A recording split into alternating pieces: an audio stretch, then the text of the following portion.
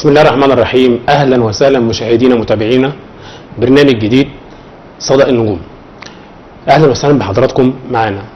اولا عايز ابدا الحلقه اعزي انفسنا كابتن احمد رفعت، وفاته المنيه امس وتوفاه الله. كابتن احمد رفعت قامه كبيره جدا جدا جدا في مصر، مش لاعب بس، ده لاعب ومدرب منتخب مصر. وبرضه بنعزي انفسنا السيده الفاضله الاستاذه ساميه صادق، رئيسة التلفزيون والإعلام المصري سابقا، برضو النهاردة توفت رحمة الله تعالى. أهلا وسهلا بحضراتكم.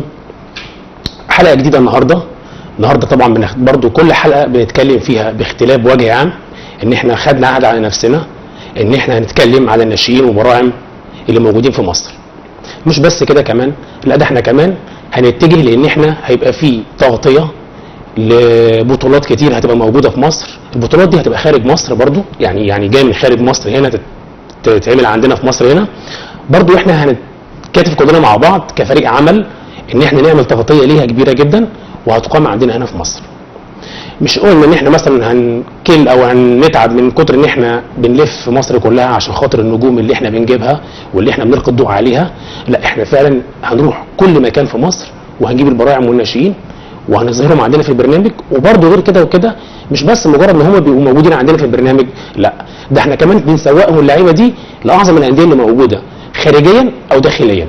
وان شاء الله باذن الله الاسبوع اللي جاي هيبقى فيه اخبار كويسه جدا لكل الولاد اللي ظهروا معانا. في ان شاء الله باذن الله هيتم التعاقد ليهم خلال الفتره اللي جايه، ويمكن الاسبوع اللي جاي هنسمع اخبار كويسه جدا. بنرحب معانا اول ضيف في الحلقه النهارده، واللي التواصل الاجتماعي كله اتكلم على البطوله الصداقه الافريقيه. بطوله قويه جدا فيها مجموعه فرق. الفرق ديت تنزانيا والصومال والمغرب، السودان، كل الفرق الافريقيه هتعتبر هتتجمع كلها هنا ناشئين وبراعم. مش بس بطوله افريقيه للكبار والمنتخبات، لا دي اول مره هتقام في مصر. والحمد لله رب العالمين قدرنا ان احنا نوصل مع كابتن اللي هنرحب بيه دلوقتي معانا كابتن مرقص، قدرنا ان احنا نتواصل ان احنا يبقى التغطيه كلها من عندنا. ومن ساعه ما اعلنا، وعايز اقول لكم ان شركات الراعيه للاحداث الرياضيه بدات ان هي تتناوب علينا عشان ترعى البطوله يعني. بنرحب بالكابتن مرقص توتو جابر، مدير عام اكاديميه جبال النوبه، والراعي الرئيسي يعتبر للسودانيين هنا في مصر في مجال الرياضه. اهلا وسهلا بحضرتك يا كابتن.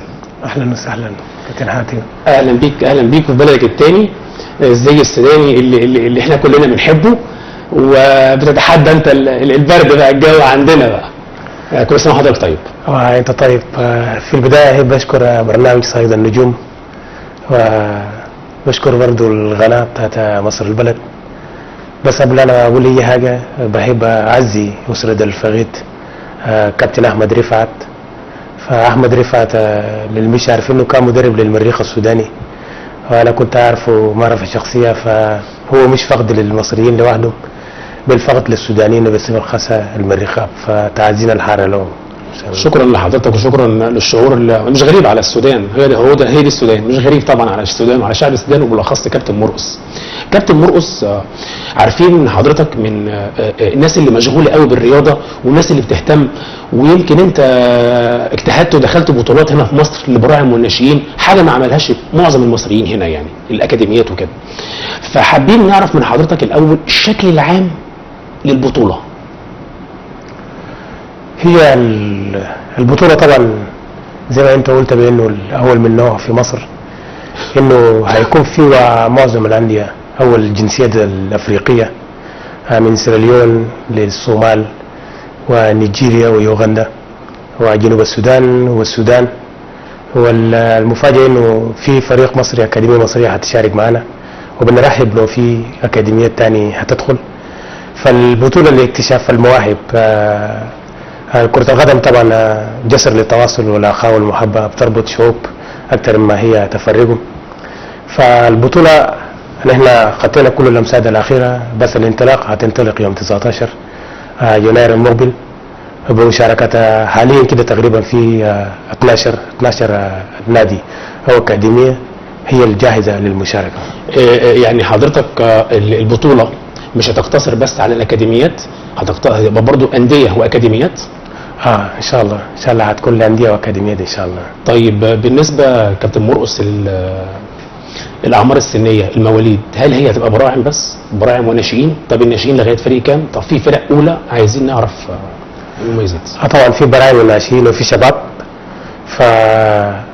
في مستويات 2004 2005 دي الناس اللي تقدمت، وفي برضه 2008 2007 دي الفرق القاده، وفي فرقه بتاعت الميكسي اللي هي لما مواليد 2000 و2001 وماشي 98 99. وفرقه الميكسي ده بنشكله مع فرق اول على اساس انه يسمع بكله 6 ولا 7 لعيبه من الفريق الاول، لانه الكشف هتكون طويل لانه في ملعب قانوني. فالكشف ممكن تكون في المراحل الكبيره الفرق اول ممكن يكون في 6 لاعب في الفريق لانه هيكون قانونيا. طيب كابتن مرقص، انت عارف ان البطولات دي بيبقى ليها، لازم يبقى عشان ليها مستوى النجاح يبقى كبير، ولازم يبقى ليها طابع بطولات. انت عارف ان لازم يتسم موضوع التحكيم بالحياديه شويه. يعني مثلا ان كنت انا هلاعب مثلا السودان، انا هلاعبك النهارده مثلا في السودان، ما ينفعش يبقى في حكم من الطرفين او ايا كان، ممكن يبقى حكم رايه من الطرفين لكن الحكم الثاني. هل انتوا استعدتوا لموضوع التحكيم في البطوله؟ طبعا في كل بطوله حتى في ابطال اوروبا التحكيم الناس دايما بترمي عليها اللوم او الاخفاقات اللي بتحصل من الانديه. فنحن كنا حريصين انه التحكيم يكون مصري ان شاء الله، وحتى لو للدور الممتاز بقى على اساس انه نحفظ الحياديه بين كل الفرق المشاركه والاكاديميات المشاركه. دي حاجه كويسه، دي حاجه كويسه ولازم التنويه ليها، لان البطوله الناجحه بيتحط ليها قواعد مبدئيه بين كل حتى الفرق اللي داخله المشاركه. كله بيسال طب بعيد عن التكلفه، بعيد عن البطوله هتقام ازاي، بعيد عن الكلام ده كله، هل البطوله ديت تحكيميا، هل البطوله ديت مذاعه تلفزيونيا؟ لان الاعلام له صدد كبير في الموضوع وهنتكلم فيها برضو في النقطه اللي جايه ديت. طيب كابتن مرقص، اللاعب السوداني او اي لاعب هيلعب في البطوله ديت هيعتبر لاعب محترف. تمام.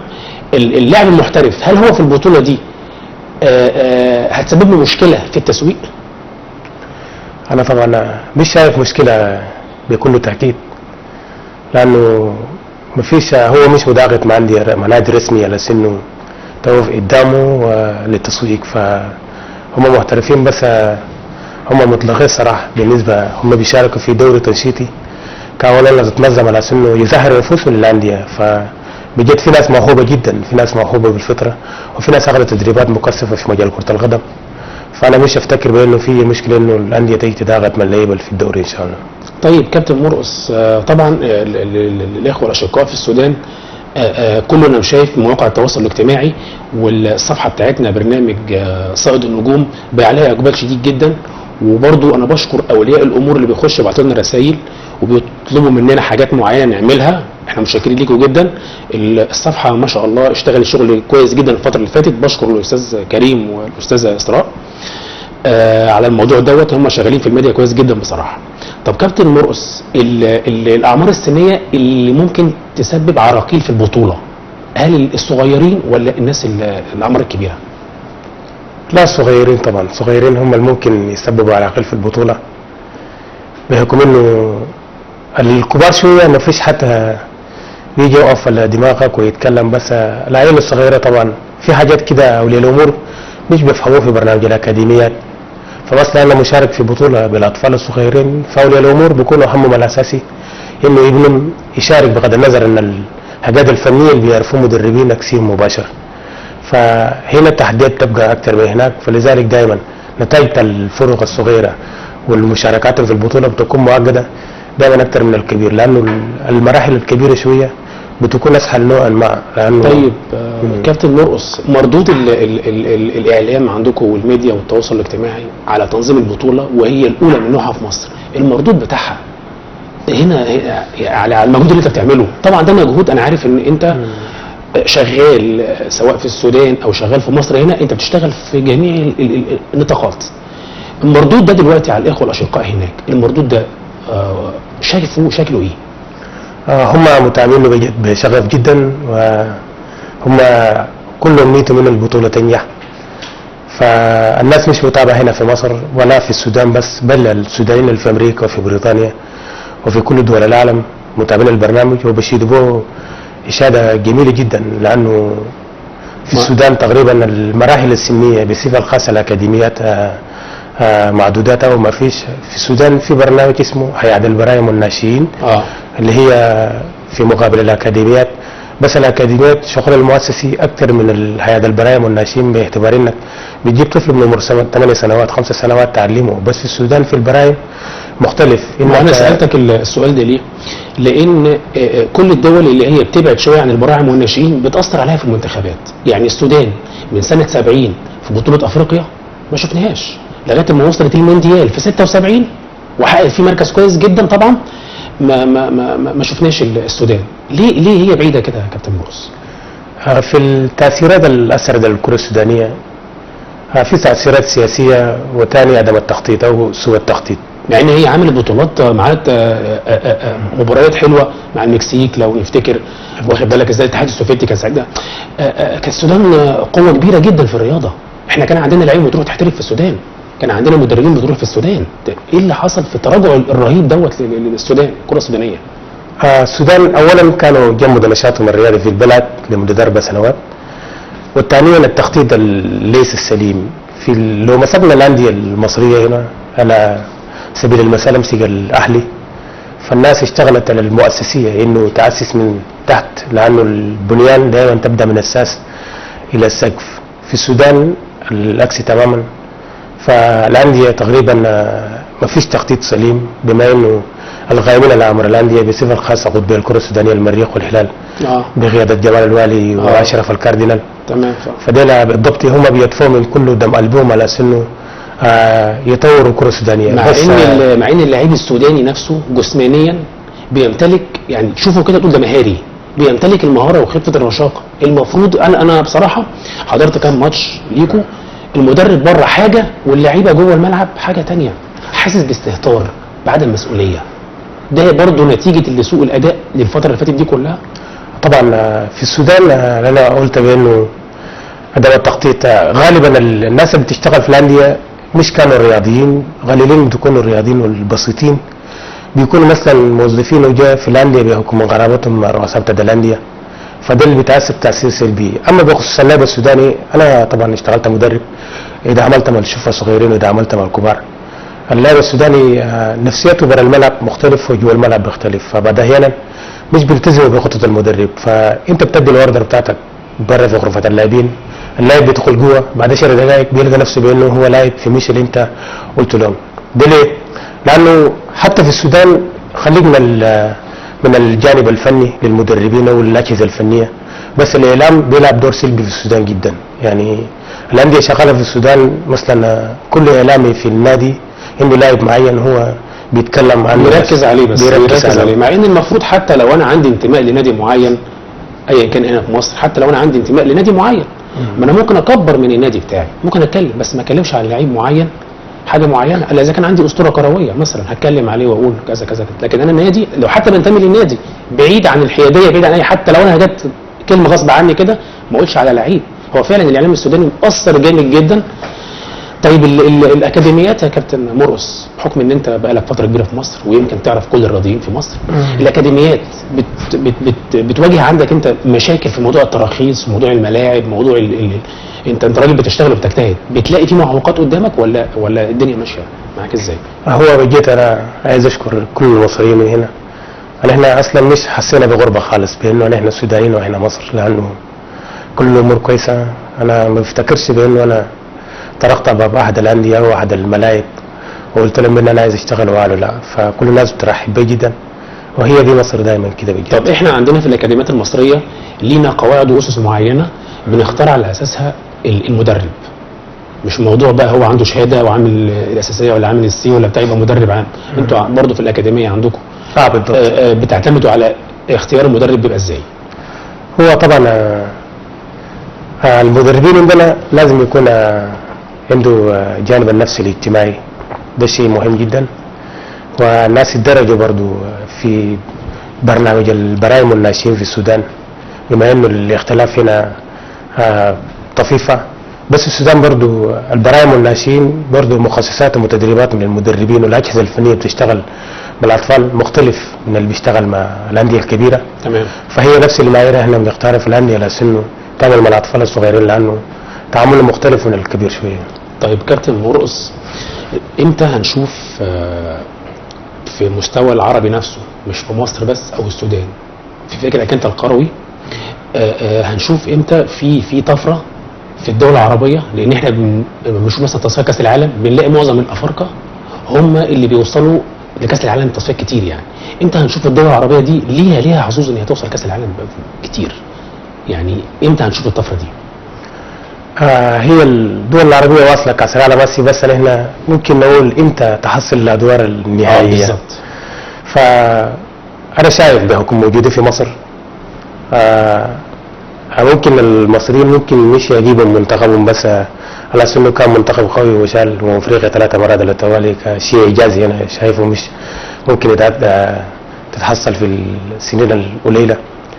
بس انا عايز اقول للمصريين بانه اوجه صوتي للامه العربيه لكن للمصريين بصفه خاصه بانه انا شايف في الاكاديميات يعني كاس عالم ثاني قدام او كاس عالمين. فالمنتخبات العربيه لو ماشيه زي مصر ومهتم بالبراهيم والناشئين والشباب فمش غريب انه يلاقوا انديه عربيه او المنتخبات العربيه انها تدخل في دور 4 ودور 8 في كاس العالم بتاع قطر او اللي بعديها ان شاء الله. طب انت شايف ان المجموعه اللي احنا اتحطينا فيها، المجموعه دي من المصريين شايفها دي صعبه شويه من الناحيه الفنيه ولا هي كويسه ملائمه معانا؟ هو كل فريق وصل كاس العالم معناته فريق جدير بالاحترام. كويس. فاذا المجموعه صعبه من حسابات بتاع كره القدم. بس مصر عوضتنا دائما انها غدر المهمه غدر التحدي. فانا برايي الشخصي بشوف انه مصر واورجواي هم اللي هيصعد من المجموعه ان شاء الله. انا سالتك السؤال ده عشان انت متابع للكره المصريه وفي نفس الوقت كان في حديث دار ما بيننا بين الماتش الاخير ويمكن كل الناس شافته. كلمنا انت كنت مبسوط جدا من المجموعه اللي احنا ظهرنا فيها وفي نفس الوقت خايف من الاداء اللي احنا كنا فيه في التصفيات انه يبقى هو ده الاداء اللي هنشتغل عليه في كاس العالم. فانا حبيت اسالك بس عشان تقول لي كده. هو فعلا بس انا بشوف بانه الاعداد التصفيات وبتختلف من النهايات لي لانه مصر كانت مضغوطه من الجمهور بضغط رهيب جدا باعتبار انها 30 سنه ما دخلش الكاس العالم. فاذا ده كان بشكل اب على اللعيبه. بس الاختلاف انك خلاص دخلت كاس العالم وما فيش هي ضغط باعتبار ممكن العالم تصنفك كمنتخب مغمور بس انت قدراتك الفنيه انت بتعرفه. فمصر هتعمل حاجه كويسه ان شاء الله. احنا نتمنى بصراحه ده يعني احنا وصولنا لكاس العالم ده كان مفخره للمصريين كلها وعندنا الحافز دلوقتي من المجموعه اللي احنا شفناها والشكل اللي احنا شفناه بقى عندنا الحافز ان احنا كمان نعدي الادوار التمهيديه. طيب البطوله يا كابتن مرقص دلوقتي انت قلت خلاص احنا وصلنا فيها 12 فريق. تمام. طيب انا عارف ان في بكره عندكم اجتماع عشان خلاص احنا دخلنا في المرحله الجديه يعني. طب الشكل الاعلامي انت شايف ان وصول قناه مصر الزراعيه وبرنامج صيد النجوم بالاخص للتغطيه المباشره دي انت شايف ان دي هتبقى ليها تاثير ايجابي للسودان؟ طبعا هيكون له تاثير ايجابي جدا. هو كاكاديميات كنا شغالين بس الاعلام دائما بتلعب دور ايجابي جدا اللي هي اللي بتوصلك للمكان اللي انت مش قادر توصل له. فوجود قناه مصر البلد معنا بجد هيكون اضافه حقيقيه للبطوله لانه ممكن كان نلعب البطوله وتنتهي ما حدش هيكون عارف محلنا. او ابسط مثال اننا لاعب دلوقتي راح السودان هيسجل مجريف درجه اولى في السودان كنا اكاديميه جوال النوبه. بس ما فيش كان حد عارفه. نحن على مدار الاكاديميه ممكن في صفحتنا في الفيسبوك هو عارفينه بس حاليا كده بظهورنا دي بعد الناس هتبدا تتابع. انت عارف ان احنا بس مش موضوع تغطيه اعلاميه، احنا كمان كل النجوم اللي هيلقوا عليها الضوء كمان دي كل الانديه هتتفرج عليها. يعني كل الانديه هتشوف موهبه زي كده معينه هتتفرج عليها تاخدها. دي حاجه. الحاجه الثانيه كمان ان احنا بنقول ان في انديه كتير وفي اكاديميات عايزه تشترك معاك. طب الناس دي لما تيجي تشترك هيبقى التواصل ازاي؟ ونحن طبعا بنرحب بالاكاديميات اللي حابه تشارك لانه هتكون اضافه حقيقيه وهتكون احتكاك جيد جدا. للتواصل تقريبا نحن دلوقتي مش عاملين صفحة للدوري بس بواسطة أكاديمية جبال النوبة الرياضية، فممكن تلاقي التواصل أو بتلقى تليفوناتنا هناك. يعني على الصفحه بيبقى مكتوب جبال النوبه أكاديمية جبال النوبة الرياضية، أو في برنامج صيد النجوم، لأنه تقريبا البطولة بعدها هتيجي بصورة رسمية لقناة مصر البلد، فممكن التواصل هتكون هناك إن شاء الله برضه. يعني التواصل هيبقى عن طريق صفحه جبال النوبه. نعم إن شاء الله. وارقام التليفونات موجوده هناك إن شاء الله إن شاء الله. طيب بيبقى في مثلا انت ممكن تسرعها عن التكاليف او الاشتراكات بتاعه الدوره، ولا دي هتبقى عبر التواصل الاجتماعي؟ ونحن ما عندناش مانع اصلا، بس بنفضل انه تكون بالتواصل الاجتماعي. تمام. بيكون افضل. طيب انتوا حطيتوا شروط في اللائحه بتاعتكم ان ليها طبعا شروط وليها حاجات، اكيد طبعا انا عارف ان هي مش موجوده معاك دلوقتي، بس طبعا انت عارف خلفيه اللائحه موجود فيها ايه، طبعا ازاي لكل الفرق في الدول اللي هي جايه بقى من بره، في ليها انت مظبط الدنيا، الاقامات الكلام ده كله؟ هم برنامج الدوري واللائحه طبعا هي نفس اللائحه بتاعت الفيفا. الفرق الجايه من برا طبعا هي مهمه في مصر اصلا. تمام. في ناس لهم 10 سنوات، في ناس لهم 5، وفي ناس جت جديده. كويس. بس وضعهم القانوني وضعهم سليم 100%، لانه كلهم عندهم اقامات. واحنا حريصين على سنه واحد اجراءاته بتاعت الاقامات تكون سليمه، على سنه ما يتعرضش لمشكله، وحتى يدي وضعيه كده كويسه للبطوله. طيب كمان الملعب اللي هيتلعب عليه البطوله هو متاح لكل الناس ان هي المواصلات، ولا مثلا ملعب صغير، ولا ما نعرفش؟ تعرفني الملعب وتعرفني هل تامين برضو المباريات وتامين الملعب ازاي الكيفيه بتاعته؟ هي ملعب كبير، ملعب قانوني بنجيل طبيعي. وبالنسبه للتامين الملعب تابع للجيش، وانتم عارفين الجيش طبعا ما فيش حد طبعا يقدر يتعدى على ممتلكاتها. فانا شايف من ناحيه التامين البطوله مؤمنه جدا جدا، وعاتنا الاداره بتاعت النادي وهي رحبت بالشغل، فافتكر في التامين ما بكونش فيه حاجه اصلا. فانا افتكر بين الناس ما تخافش، لانه هي الملعب بتاعت الجيش، وهم من الناحيه التامينيه معاملين الوضع كويس. يعني البطوله هتقام في ملعب للجيش. انت ممكن تقول اسم الملعب؟ اسمه ملعب طلائع المستقبل. ملعب المستقبل ده موجود فين يا كوتش؟ في بعد الحي العاشر وانت رايح على الزهراء. تمام. عارف انا عارف بالضبط. تمام. في بدر حقنا ده هيكون الملعب الرئيسي للملاعب. طبعا في انا عارف ان في حديقه وفي حمامات، يعني متكامل، حاجه كويسه وحاجه تشرف البطوله. طبعا الملعب مكتمل جدا، في ملاعب بتاعت خماسيات، وفي ملعب قانوني، وفي صالات بتاعت الجيم، وفي ملاعب بتاعت كرة السله. المده بتاعت البطوله كام يا كوتش؟ المده هتكون شهرين ونص ان شاء الله. شهرين ونص ان شاء الله. هنبتدي امتى ان شاء الله؟ هتبدا من 19/1 اول يوم انطلاق البطوله، هتوافق يوم الجمعه هتبدا البطوله ان شاء الله. 19/1 يعني ان شاء الله باذن الله البطوله يا جماعه هتبدا 19/1 زي ما اخذنا الكلام من الكابتن مرقص منظم البطوله. ماشي. ملاعب المستقبل، تامين جيش، قوات مسلحه، كل الفرق هتاخد حقها كامل، سواء في اللعب او سواء كمان اعلاميا. كابتن مرقص عايز تقول اي حاجه عشان ننهي اللقاء بتاعنا؟ كلمه اخيره. انا عايز اشكر شكر خاص لبرنامج صيد النجوم بقياده شخصك، وشكر خاص لقناه مصر البلد، وشكر للمشاهدين برضو اللي بيتابعوا البرنامج دلوقتي. فبقول لهم ان احنا بنسعى انه ننظم حاجه يربي تطلعاتكم ان شاء الله، فالنجاح دائما من الله ولكم.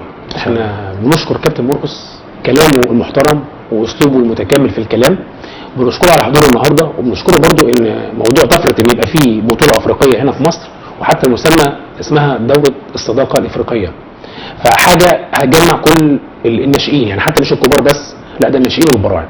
بنشكره على التواجد معانا، وهنروح لفاصل هنشوف تقرير للنجم محمود علي ابراهيم الزيات اللي كان معانا الاسبوع اللي فات، والشركه طلبت ان هي تشوف الفيديو بتاعه، فهنروح نشوف الفيديو ونرجع لحضراتكم تاني مع ضيف كابتن محمد السيد، نجم ومدرب 2001 نادي اتحاد الشرطه.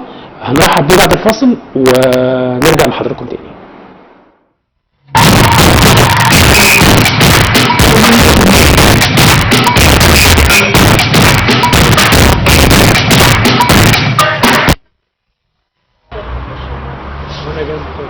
الأول محمد غياتي، أنا مدرب فريق هي مواليد 97، ولي أكاديمية الموهوبين كرويا بهي، وشغال في اكاديميه اتلتيكو مدريد في القاهره. بالنسبه للموقف الرياضي فهي هنا احنا داخلين السنه دي في مسابقه مواليد 97 والحمد لله رب العالمين متصدرين الى الان، عندنا 17 بونت ولينا مباراه مؤجله مع مركز شباب اوستا وكسبناها، وبامر الله تعالى كل ده ماشي في اطار خطه متواصله بيدعمها السيد اللي هو عصام ابو المجد اللي هو رئيس مجلس الاداره الحالي، اللي هو فعلا بامانه ليه دور كبير جدا في اللي احنا وصلنا له من خلال الدعم اللي بيعمله الفرقه واللي شفناه السنه دي. تمام. طب حضرتك التسويق هنا في ايه يعني التسويق مع النادي او الفريق اللي انت ماسكه يعني بيتم ازاي؟ انت بتروح للانديه ولا في حد بيجي لك ولا بيتم ازاي يعني؟ تمام. التسويق طبعا انت عارف حضرتك بالنسبه للاكاديميات والانديه كل هدف اللعيبه ان هي تتسوق، والتسويق ده هو ده الهدف بتاع اي لعيب ان هو يجي في الاكاديميه عندي. لازم نكون احنا فارضين شخصيتنا على ولاعيبتنا ليها الشخصيه، فاحنا بنستدعي الانديه بتيجي تعمل عندنا اختبارات هنا، واستدعينا النادي المصري هنا وعمل اختبارات ونادي الانتاج الحربي وخدوا من عندنا مجموعه من اللاعبين. جمله اللعيبه اللي طلعت من الاكاديميه السنه دي تلعب في الدوري الممتاز، انديه الدوري الممتاز 13 لاعب. تمام. من الاكاديميه عندنا. عايزين نعرف راي حضرتك في الموهبه اللي معاك اللي هو الكابتن محمد عبد العزيز. تمام يعني معاملين الوضع كويس. يعني البطوله هتقام في ملعب الجيش، انت ممكن تقول اسم الملعب؟ اسمه ملعب طلائع المستقبل. طلائع المستقبل ده موجود فين يا كوتش؟ في بعد الحي العاشر وانت رايح على الزهراء. تمام. عارف انا عارف بالضبط. تمام. في عزبة الحجانة. ده هيكون الملعب الرئيسي للملاعب. طبعا في انا عارف ان في حديقه وفي حمامات، يعني متكامل، حاجه كويسه وحاجه تشرف البطوله. طبعا الملعب مكتمل جدا، في ملاعب بتاعت خماسيات وفي ملعب غلولي وفي صالات بتاعت الجيم وفي ملاعب بتاعت كرة السلة. المده بتاعت البطوله كام يا كوتش؟ المدة هتكون شهرين ونص ان شاء الله. شهرين ونص ان شاء الله. هنبتدي امتى ان شاء الله؟ هتبدا من 19/1 اول يوم انطلاق البطولة، هتوافق يوم الجمعة هتبدا البطولة ان شاء الله 19/1. يعني ان شاء الله باذن الله البطولة يا جماعة هتبدا 19/1 زي ما اخذنا الكلام من الكابتن مرقص منظم البطولة. ماشي. ملاعب المستقبل، تأمين جيش، قوات مسلحة، كل الفرق هتاخد حقها كامل سواء في اللعب او سواء كمان اعلاميا. كابتن مرقص عايز تقول اي حاجة عشان ننهي اللقاء بتاعنا؟ كلمة اخيرة. انا عايز اشكر شكر خاص لبرنامج صعيد النجوم بقيادة شخصك، وشكر خاص لقناة مصر البلد، وشكر للمشاهدين برضو اللي بيتابعوا البرنامج دلوقتي. فبقول لهم ان احنا بنسعى ونلزم حاجة يربي تطلعاتكم ان شاء الله، فالنجاح دائما من الله ولكم. احنا بنشكر كابتن مرقص كلامه المحترم واسلوبه المتكامل في الكلام، بنشكره على حضوره النهارده، وبنشكره برضو ان موضوع طفره ان يبقى فيه بطوله افريقيه هنا في مصر، وحتى المسمى اسمها دوره الصداقه الافريقيه، فحاجه هتجمع كل الناشئين، يعني حتى مش الكبار بس، لا ده الناشئين والبراعم. بنشكره على التواصل.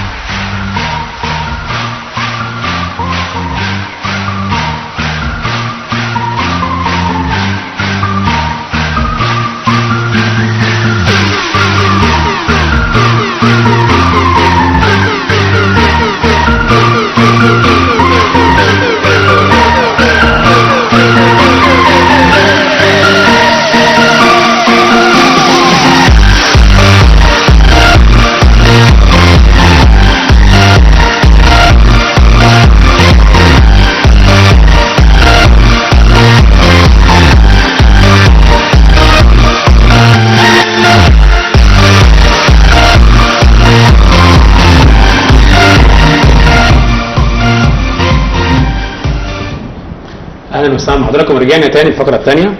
معانا كابتن محمد السيد، مدرب عام نادي اتحاد الشرطه، مدرب حراس مرمى فريق 2001. نرحب بحضرتك يا كابتن. اهلا وسهلا بحضرتك يا كابتن.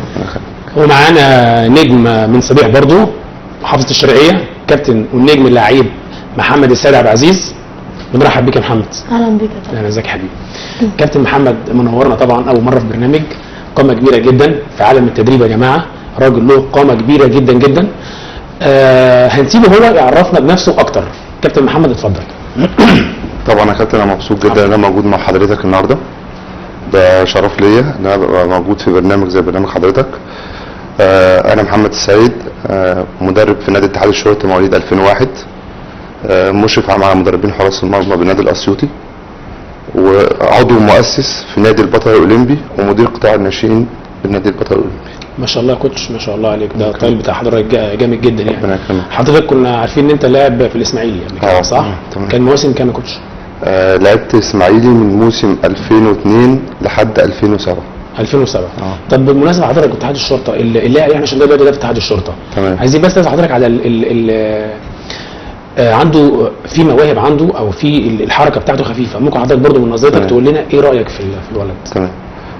السنه دي الحمد لله فضل من عند ربنا، نادي اتحاد الشرطه معاه منظومه كويسه جدا، من اول اللي هو مصطفى الزفتاوي اللي مدير قطاع الناشئين. طبعا كان لعيب جامد جدا يعني. ربنا يكرمك. والمدير قطاع الناشئين، المدربين الموجوده كلها مدربين على اعلى مستوى، هيقدروا ان شاء الله اللي هم يرتقوا بمستوى القطاع ككل يعني ان شاء الله باذن الله. طيب بمناسبه برضو اتحاد الشرطه اللي احنا عارفين ان هو السؤال بعيد عن اي تطرقات لاي احداث. تمام. بس انت حضرتك بتشوف ان النادي اللي بيدي الاسم يعني للمستثمرين دي بتبقى خطوه ايجابيه ولا خطوه ممكن تبقى سلبيه بشكل عام؟ بص يا كابتن، هي بتبقى ايجابيه وبتبقى سلبيه. بتبقى ايجابيه من ناحيه اللي النهارده اللعيب بيقدر اللي هو يشارك في المسابقات كويس. لكن النهارده لازم لعيب الكوره اللي بيبقى محترف او لعيب كوره عنده موهبه لازم يبقى تحت قطاع الناشئين محترم. كويس. بمعنى النهارده الاستثمار في الكوره ممكن النهارده النادي زي اللي هو حاصل في اتحاد الشرطه اللي حضرتك كلمتني عليه، في قطاع ناشئين وفي استثمار. النهارده الاستثمار انا شايفها اللي حاجه مش كويسه في الكوره. بمعنى النهارده لو لعيب كويس يقدر اللي هو يروح اي قطاع ناشئين بالموهبه اللي عنده. طب ما حضرتك عارف ان حته ان هو يروح، احنا عملنا اصلا البرنامج، فكره البرنامج ليه؟ لان اصلا ما فيش لعيبه بيلقى عليها الضوء. تمام. احنا بنسافر وبنروح نجيب اللعيبه وبنزيره وبنوديه وبنتعاقد له كمان والكلام ده كله. تمام. ممكن يبقى زي ما حضرتك قلت ان هو ليه خلفيه ايجابيه وممكن تبقى ليه خلفيه سلبيه. طبعا. بس طبعا كون ان انا اروح اخد اسم نادي كبير لازم اكون انا مؤهل لده. طبعا طبعا. يعني من ناحيه التدريبيه والاعلاميه والتسويقيه والكلام ده كله. احنا برضو في اتحاد الشرطه الناس اللي واخده اسم نادي اتحاد الشرطه ناس كويسه وناس مؤهله، وان شاء الله باذن الله هيبقى في تطور في المنظومه ككل باذن الله. طب كويس جدا. طيب كابتن محمد، عند حضرتك طبعا شغل في الاكاديميه بره. طبعا. طيب الشغل الاكاديميه عند حضرتك بره برضه في اعتماد على ان هو ناحيه تسويقيه، ولا هو حته بس ان انا باهل وبصنع نجوم وبكتشف نجوم؟ ماشي تمام. بص يا كابتن حضرتك، انا اشتغلت في اكبر اكاديميات في مصر. قدرت ان انا الحمد لله فضل من عند ربنا ان انا بقى عندي اكاديميه، وقدرت السنه دي ان انا احولها من نظام اكاديميه لنظام نادي. تمام. وان شاء الله ان شاء الله باذن الله هنبدا درجه رابعه السنه الجايه. نادي اسمه نادي البطل الاولمبي تحت قياده رئيس مجلس الاداره كابتن يحيى فارس. كويس. انا مؤسس في النادي ومدير قطاع الناشئين.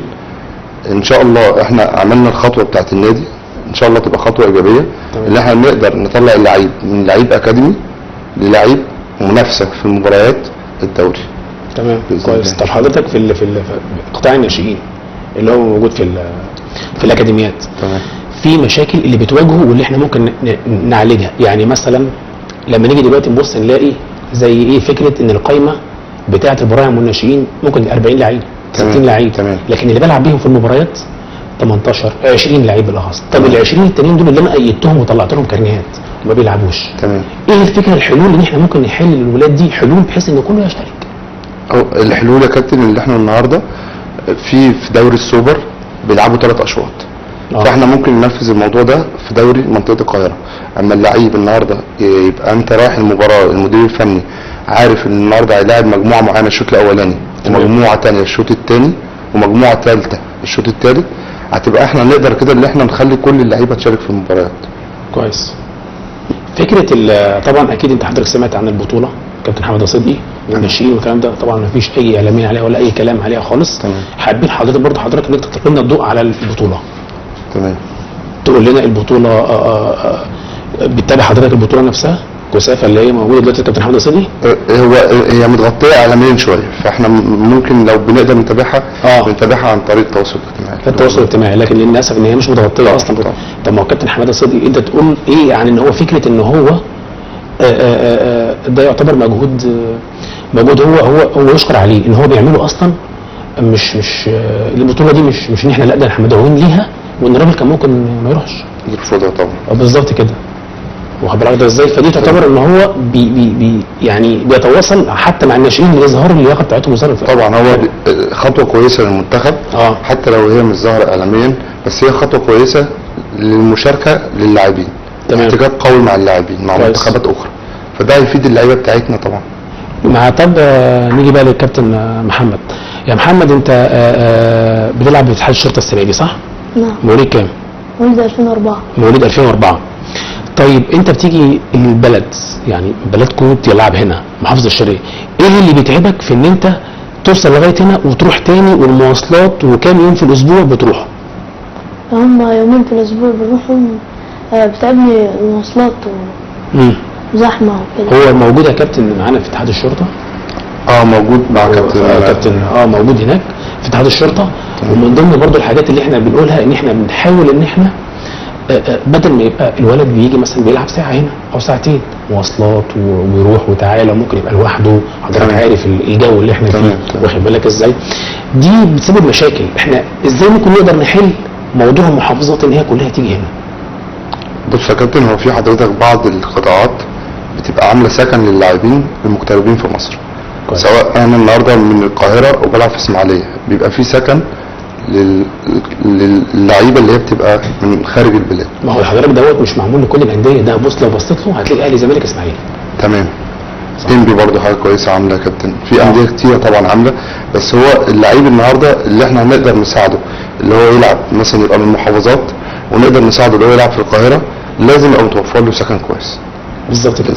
عشان احنا نقدر نساعد الموهبه اللي احنا هنقدر نستثمرها اللي هي تبقى لعيبه كويس.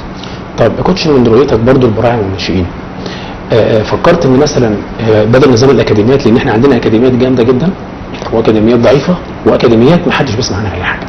طب فكره ان احنا نعمل اكاديميه يعني او بطوله للاكاديميات دي، وتبقى ليها رعاه ويبقى ليها تغطيه اعلاميه، بدل ما انا مثلا هيبقى المنظور كله بيتجه للانديه ان انا اجيب منها راعي، اخد مثلا من انبيا واديه بتروجيت، اخد مش لا، لان برضه انت عارف ان كل ولي امر بيودي ابنه اكاديميه حاطط عينه ان هو حاجه كبيره في الطلبه. فاحنا موضوع ان يبقى فيه دوري للاكاديميات معترف بيه مقنن، ويبقى مشهر زي الكارنيهات اللي بتطلع اتحاد الكوره، ويبقى موجود. ده ايه راي حضرتك فيه؟ طبعا حاجه كويسه جدا يا كابتن، اللي هي تقدر تساعد اللعيب الاكاديمي يقدر النهارده يشترك في بطولات زي دوري القاهره ودوري الجيزه. فالنهارده لما انت تيجي تعمل لهم بطوله خاصه بالاكاديميات، طبعا حاجه كويسه جدا للعيب اللي هو يقدر يحتك. ثانيا النهارده ممكن يبين اللعيب بتاع الاكاديمي لباقي الانديه او قطاع الناشئين اللي هو يقدر يستثمر لعيب زي ده مدفون مثلا في الاكاديميات.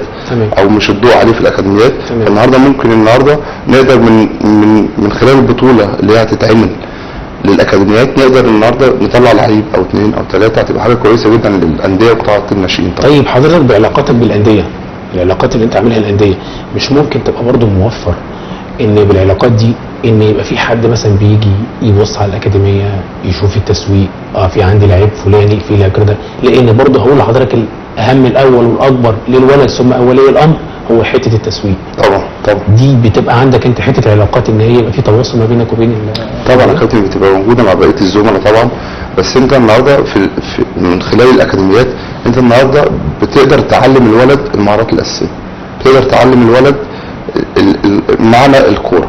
فالنهارده اللعيب مش هيقدر يروح اي نادي غير ما يبقى مهيأ اللي يقدر يلعب. طبيعي، ما انا بتكلم حضرتك انت النهارده الاكاديميات بتقدر اللي هي تساعدك اللي هي تعلم اللعيب كوره، بتقدر من خلالها زي ما حضرتك بتقول اللي احنا لو عملنا بطوله للاكاديميات نقدر من خلالها اللي احنا نقدر نساعد اللعيبه دي اللي هي تقدر تروح نادي، تقدر تحترف بره مصر من خلال البطولات دي.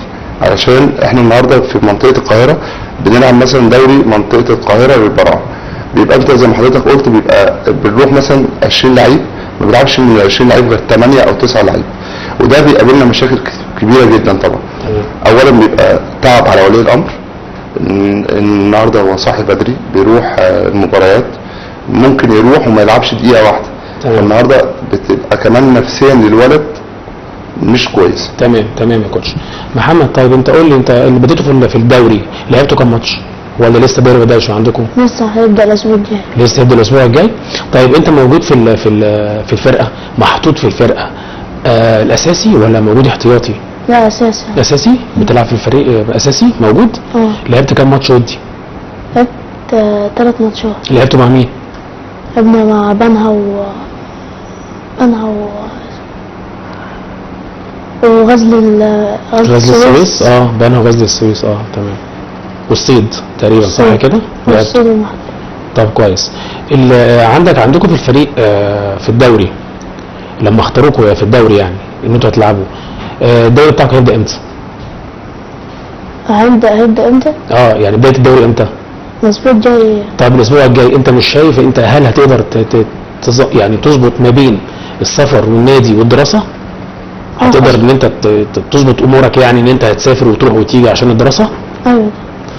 طيب النادي عندكم بتلعب فين؟ بتلعبوا فين؟ الملعب بتاعكم فين؟ ملعب التصدير الاستراد على الكورنيش ده بتلعبوا هناك يعني؟ البطوشه بتاعتكم الوديه كلها هناك حتى البطوشه الوديه؟ بتلعبوا هناك في النادي. طيب المدرب بتاعك في الفريق مين اللي بيدربك؟ كابتن هيثم السعدي. كابتن هيثم السعدي ده راجل مدرب محترم جدا من الشرقيه، وراجل عنده شخصيه قويه جدا في التدريب، قدر ان هو يوصل لك معلومه كويس، وقدر ان هو يطور لك الكوره عندك.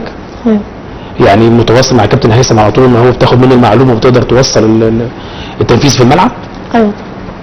طيب كوتش، كنا عايزين برضو نسال حضرتك لان عارف ان الاكاديميات عندك ما شاء الله مسمعه جامد، وسمعت كده معلومه من بره، معرفش بقى حضرتك تقدر تقولها لي ولا لا، ان في فرع جديد حضرتك تبدا تظبط الدنيا فيه وتبدا تنتشر ان شاء الله. فانا سمعت الموضوع ده، هل ده صح ولا؟ طبعا صح، بس مش هقدر اذكر اسم الفرع دلوقتي علشان احنا ان شاء الله هنبدا من 1/1. تمام. ان شاء الله تبقى مفاجاه كويسه ان شاء الله باذن الله. احنا يعني بص اقول لحضرتك على حاجه، انا من موضوع الاكاديميات بالذات ببقى متحفظ شويه في الكلام، مش عشان حد معين، لا لا لا خالص، بس انا ببص نظرتي للاكاديميه دايما ان كل الفئات اللي بتخش تشترك فيها فئات على قد حالها وفئات بمسطره الحال. تمام. فزي ما بيكون الاكاديميات اللي هي العاليه اللي ممكن يتسلط عليها الضوء وتشتغل وتطلع مواهب، تمام، برضو الاكاديميات اللي هي على قد حالها ديت وفي محافظات وهنا وهنا برضو بتشتغل. حضرتك شخصيه قيمه كبيره جدا، والنهارده احنا بجد يعني استفدنا من حضرتك في حته موضوع الاكاديميات وحته الفكر اللي احنا عايزين نطبقه للولاد، نكون نستفيد. انا مش رحت يا فرحتي طلعت كارنيه وما بلعبش. ايوه صح. اسمي ابني بيلعب في اتحاد الشرطه ولا ابني بيلعب مثلا في غزل وهو ما بيشاركش. فدي مهمه جدا ان احنا نطبقها.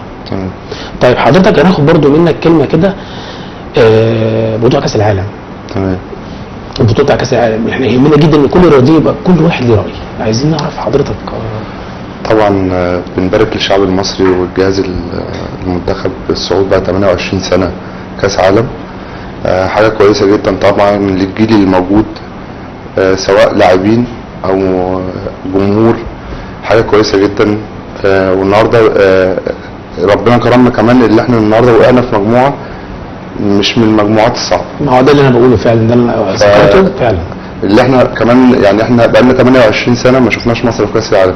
النهارده تقدر تشوف مصر في كاس العالم في البطوله بعد 28 سنه. يبقى ليها وجود، وان شاء الله نقدر كمان نشوف المنتخب بتاعنا في دور الثمانيه باذن الله. ان شاء الله يا كوتش. طب مش حابب تقول اي حاجه تاني قبل ما ننهي لحضرتك اللقاء؟ ربنا يكرمك يا كابتن، بتمنى لكل اللاعبين التوفيق. حابب ان انا اشكر جدا جدا جدا اولياء الامور، بجد بجد بيتعبوا جدا مع الولاد. ويا رب يحقق لهم كل اللي هم عايزينه للولاد. ان شاء الله. محمد انت عايز تقول حاجه قبل ما نلقاء؟ نفسك تقول حاجه؟ بشكر برنامج صدى النجوم وبشكر قناة مصر البلد. وقبل اي حاجه لازم تشكر باباك، لازم تشكره لان هو اللي بيتعب، هو اللي بيتعب، هو اللي بيصرف، هو اللي بيجيب، هو اللي بيتغرب علشانك. قبل ده كله هو الاب، هو ده كل حاجه. قبل ما تشكر البرنامج وتشكره وتشكر اي حد لازم تشكر ابوك الاول. اعزائي المشاهدين، كنا معاكم النهارده عشان برضو نقدر نوصل لحضراتكم المعلومه، ونقدر نوصل لحضراتكم ان احنا فكرنا برضو في الاول وفي الاخر ان احنا بنجيب البراعم وبنجيب الناشئين وبنجيب المدربين مش عشان هدفنا حاجه، عشان هدفنا ان في منظومه معينه هي البراعم والناشئين محتاجه ان لازم تتشاف، محتاجه ان احنا نلقي الضوء عليها، محتاجه برضو ان احنا في مشاكل وفي حاجات وعراقيل معينه عايزين برضو نحلها. بشكركم جميعا، شكرا لحضراتكم، وبعزي الشعب المصري وبعزي الرياضيين في الكابتن احمد رفعت، والبقاء لله وحده. السلام عليكم ورحمه الله وبركاته.